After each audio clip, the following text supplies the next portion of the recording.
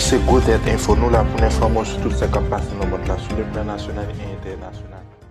À la fin du Deuxième Guerre mondiale, les États-Unis et URSS, c'est des pays de superpuissance mondiale.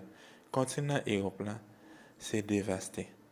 L'Est-continent Europe là, sur l'influence de l'Union soviétique. En 1948, Tchécoslovaquie, c'est un pays qui était démocratie parlementaire, subit un coup d'État par le Parti communiste, soutenu par le camp l'Union soviétique. En Europe occidentale, l'événement ça a fait crainte pour faire monter l'influence de l'Union soviétique toujours plus vers l'ouest. La France, le Royaume-Uni, les États-Unis se rencontraient pour réunir dans sa zone l'ouest occupé en Allemagne, afin pour faire un État démocratie, pour combattre l'influence de l'Union soviétique.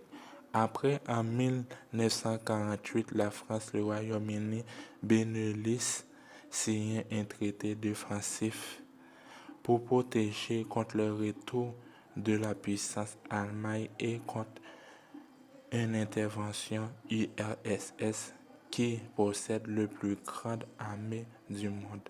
Les États-Unis, de l'autre côté, offrent le crédit en Europe via le plan Marshall pour accélérer la reconstruction. L'influence du communisme, la tension monte.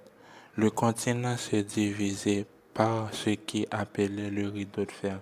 Le début de la guerre froide, URSS s'oppose à la création de l'Allemagne de l'Ouest.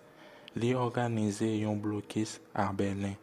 L'Ouest qui sous occupation de pays occidentaux.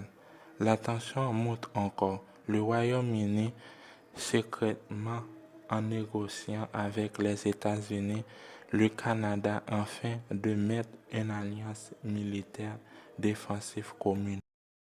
En 1949, 12 pays mettent ensemble pour créer un traité défensif, ça l'OTAN.